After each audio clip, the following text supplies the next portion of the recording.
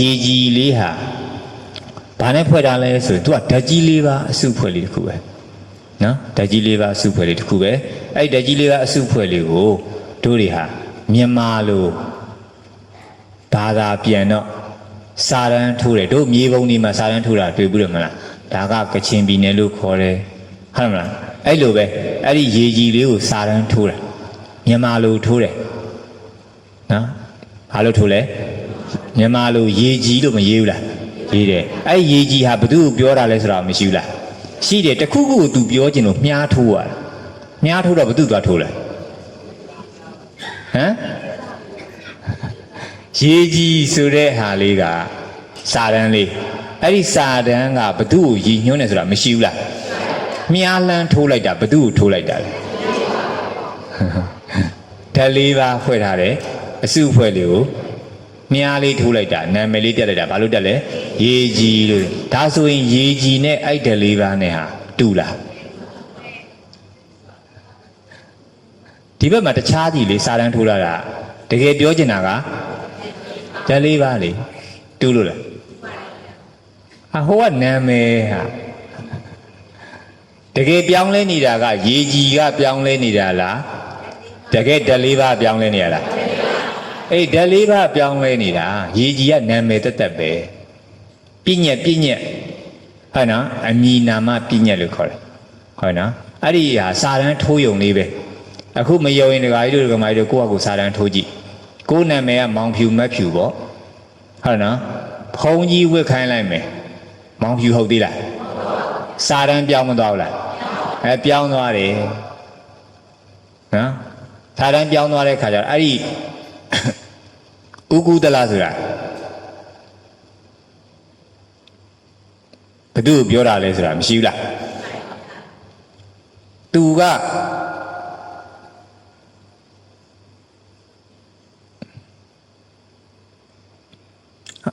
မေက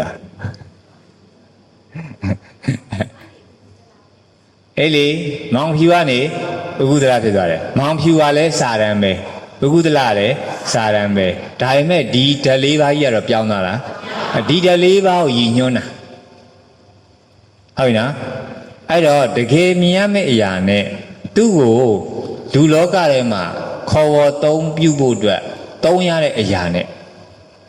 သူကမကွဲဘူးဖြစ်နေတာဟုတ်နော်အဲ့တော့ဘုန်းကြီးဝိကနေလူပြန်လှုပ်လိုက်တော့ဥကုသလဟုတ်သေးလားမဟုတ်တော့မောင်ဖြူဖြစ်သွားပြန်တချို့ကလှုပ်သေးတယ်လေနာမည်ကခိုက်လို့ဆိုပြီးတော့မပြောင်းလားလှလေးတောင်ပြောင်းလိုက်သေးတယ်ဟုတ်နော်အဲ့လိုတော့လေအစဉ်ပြေးနေရပဲနော်နာမည်လိုက်ပြောင်းလဲအသားကိုကြာလာဒါလည်းမမြင်ဘူးနော်အဲ့ဒါကြီးကိုမက်ဖြူမောင်ဖြူငါလို့ထင်တာမက်ဖြူမောင်ဖြူကငါလားနာမည်လားနာမည်မက်ဖြူမောင်ဖြူကအမည်ပြညတ်မရှင်းဘူးလားရှင်းတယ်အဲ့ဒီမက်ဖြူမောင်ဖြူကနာမည်အမည်နာမပြညတ်ကြီးပါဆိုမှအဲ့ဒါကိုအမည်နာမပြညတ်လို့မမြင်မဲနဲ့ဘာလို့မြင်လိုက်တာအေးငါလို့သွားမြင်တာဟုတ်တာကြီးမခတ်ဘူးနော်တိုင်းမခတ်ဟုတ်မှာအဲ့လားလေးပဲလေဒါလို့အဲ့လောက်လေးစပြီးခွဲမယ်ဆိုတို့ခွဲကြည့်တာပေါ့ဒါလောက်တော့ရှင်းတယ်မလားရှင်းတယ်အဲ့ဒါဆိုအဲ့ရနေစပြီးဇလန်းကစလို့ရပြီအချိန်လေးရပြီဟုတ်နော်အဲ့တော့ရေကြီးဆိုတာကစာတန်းဘာကိုပြောချင်တာလဲစာတန်းအဲ့စာတန်းဘယ်သူပြောချင်တာလဲဓာတ်လေးပါးကိုပြောချင်တာတကယ်တော့ဓာတ်လေးပါးဆိုတာလဲစာတန်းပဲမဟုတ်လားပထဝီလဲစာတန်းပဲဟုတ်နော်ပါဠိစာတန်းလေးပေါ့ပါဠိလိုဘာသာပြန်တာမြန်မာလိုကတော့မာတယ်ပြော့တယ်ပေါ့နော်အဲ့တော့အဲ့ဒီအမည်နာမတို့တွေစကားပြောလိုက်ပြီဆိုတာနဲ့အကုန်လုံးဟာအမည်တွေဖြစ်မသွားဘူးလားစာတန်းတွေအကုန်ဖြစ်သွားတယ်အညွှန်းတွေအကုန်ဖြစ်သွားတယ်ပေါ့အဲ့အညွှန်းကိုအညွှန်းတိုင်းပဲနားလည်ဖို့လိုတယ်ဒါဆိုရင်အဲ့ဒီအညွှန်းတွေနောက်ကိုရှောက်မလိုက်နဲ့ဒုတယောက်နဲ့တယောက်ဆက်သွယ်တဲ့နေရာမှာတော့အညွှန်းမသုံးလို့မရဘူးတရားဟောနေတာဒီပြည့်ညက်တွေတက်မဟောလို့ဘယ်လိုလုပ်ဟောမလဲဒါပေမဲ့အဲ့ဒီပြည့်ညက်ကိုပြည့်ညက်လို့မသိတာကတော့တော်တော်ဆိုးတယ်တော့ပါလို့သိမယ်အဲ့တော့အဲ့ဒီစာတန်းတွေကိုလည်းစာတန်းလို့ပဲသိရမယ်တကယ်ပြောချင်တာကလေအခုတို့တွေပူလားအေးလားအေးပူလားဘယ်လိုနေလဲအခုပူတယ်ဆိုတာကစာတန်းမလား စာတန်းလို့နားလိုက်ပြီနော်ဒါဆိုရင်ပူတဲ့စာတန်းဒီဘသူ့ကိုပြောတာလဲဆိုတဲ့အခြေအနေတစ်ခုတော့မရှိရဘူးလားဒါဆိုရင်ပူတာဘယ်လိုနေလဲလို့ဦးစင်းမင်းယောဂီတွေကဘယ်ကိုလှဲ့မှလဲညံကလှဲ့ကြည့်လိုက်စမ်းအရင်ဆုံးဗာနဲ့လှဲ့မှလဲဒီလားတတိနဲ့လှဲ့ကြည့်လိုက်လှဲ့ကြည့်လိုက်တော့ပူတာဘယ်လိုနေလဲတေချာတွေ့လားမျက်လုံးလေးမှိတ်လိုက်မိတ်ဦးစင်းလည်းမှိတ်ပြီးနော်မှိတ်လိုက်တဲ့အခါမှာပူတာဘယ်လိုနေလဲလို့တေချာလိုက်မေးပူတာဘယ်လိုနေလဲလို့မေးကိုယ့်ဟာကိုသိကျင်တဲ့စိတ်ကလေးနဲ့မေး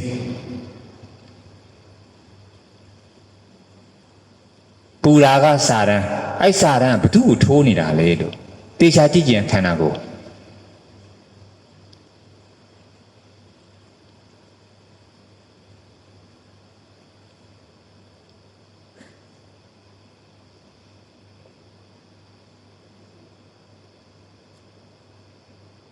တေချာလိုက်လို့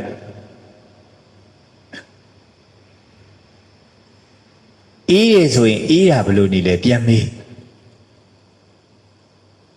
အေးရကစာတန်းပူတာကစာတန်းအညွန့်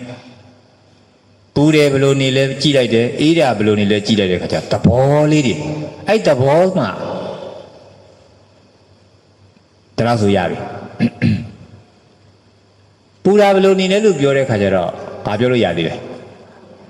ဒါပေမဲ့ဘာဖြစ်လဲတရားပူရာကပြည့်ညက်ခရာပူရာကသဘောလေးကိုပြောတာပါဆိုပေမဲ့တကယ်အဲ့ဒီသဘောပေါ်မှာတမာရီမထဲ့တဲ့အခါကျတော့သွားမကြည့်တဲ့အခါကျတော့အပေါ်ယံဖြစ်မသွားဘူးလားအားကြောင့်မလို့မရတိတိကျကျမသိပဲနဲ့တင်ညာသီးနဲ့ပြောလို့ရပါမလားမရဘူးတေချာကြည့်လိုက်အောင်ပူရာဘလို့နေလဲကြည့်လိုက်ပူရာဘလို့နေလဲကြည့်လိုက်တာနဲ့ကိုအဲ့ဒီဒေါသပျောက်သွားတယ်ပူတယ်ဆိုပြီးစိတ်တွေမတူလားတူတယ်ပူလာဘယ်လိုနေလဲသူတေချာကြည့်လိုက်လို့ရှိရင် तू อ่ะအဲ့ဒီပြောင်းလဲနေတဲ့သဘောတရားလေးတွေ तू မှာရှိနေတဲ့အတိုင်းလေးမြင်တော့ तू อ่ะပူတယ်ဆိုတဲ့ပြည့်ညက်ကြီးပုံမှာစွဲနေတဲ့ဒေါသကြီးပြုတ်ထွက်သွားမလာတော့ပါဘူးနော်ဒါဘာမှမဟုတ်သေးဘူးနော်ဦးဇင်းပြပြတာဒီသဘောလေးကိုဘယ်လိုရှုရတယ်လဲဆိုရင်တခါလေးရှုခိုင်းနေရနော်ဒါအရန်ကို9ရက်ထဲနဲ့တော်တော်အစင်းမြင့်မြင့်ကိုပေးနေတာအဲ့တော့ချက်ချင်းပူတာဘယ်လိုနေလဲကြတော့ကြည့်လိုက်တဲ့ခါကျကြည့်တော့ကြည့်တယ်သွားမသိဘူးလားသိတယ်ပူတာကိုရှာလို့တောင်လွယ်ပါမလဲဘူးလားဒါပေမဲ့တို့တွေအပေါ်ယံပဲပူတယ်အော်နေအဲ့တော့တို့တွေပူတာဘယ်လိုနေလဲလို့ကြည့်တဲ့ခါမှာဖြစ်တဲ့အတိုင်းတော့သိတာပေါ့နော်သိတယ်သိလို့ပဲရတယ်သဘောဆိုတာအဲ့ဒါကိုရှင်ဘုရားပူတယ်လို့ဦးစင်းကိုပြောမယ်ဆိုလို့ရှိရင်စကလုံးမတက်ဘူးလားအဲ့ဒီသူ့ကိုရည်ညွှန်းပြီးစကလုံးတစ်လုံးသုံးရတယ်မြန်မာလိုဆိုမြန်မာလိုသုံးရတယ်အင်္ဂလိပ်လိုဆိုရင်အင်္ဂလိပ်လိုသုံးပြီးပြောရတာအဲ့ဒါကပြောတာအပြောတသက်အဲ့ဒါပြောဖို့အတွက်တကယ်ဖြစ်ရမှန်တော့ရှိမနေဘူးလားတကယ်ဖြစ်နေတဲ့ဖောက်ပြန်နေတဲ့ဖြစ်ရမှန်သဘောတော့ရှိတယ်အဲ့ဒီသဘောကိုသူများနားလည်အောင်ပြောဖို့အတွက်ကစကားမပြည့်ညက်တွေမတင်ရဘူးလားတင်ရတယ်အဲ့ဒီအတွက်ပြည့်ညက်တင်ပြီးပြောလိုက်တာကပြည့်ညက်တကယ်ဖြစ်နေတဲ့ဖောက်ပြန်တာကတသက်ထက်ဟုတ်တယ်နော်ဘယ်လိုလဲနားလည်လားမသိအဲ့တော့ပူတယ်ဆိုတာကငယ်တွေကပူတယ်လို့မသင်ပေးဘူးလားသင်ပေးထားတယ်မှတ်ထားဘူးသားလို့ပူတယ်လို့ပြန်ဖြေတာမဟုတ်ဘူးလားအဲ့တော့ပြန်ပြောတိုင်းစကားတွေဒီအရင်တုန်းကမှတ်ခဲ့ဘူးတဲ့စကားတွေကြီးပဲမဟုတ်လားအဲ့ဒါကိုရှင်းလားဒါဆိုရင်ပြောသမျှအရာတွေဟာစကလုံးတွေမှန်သမျှပြောတာတွေမှန်သမျှသည်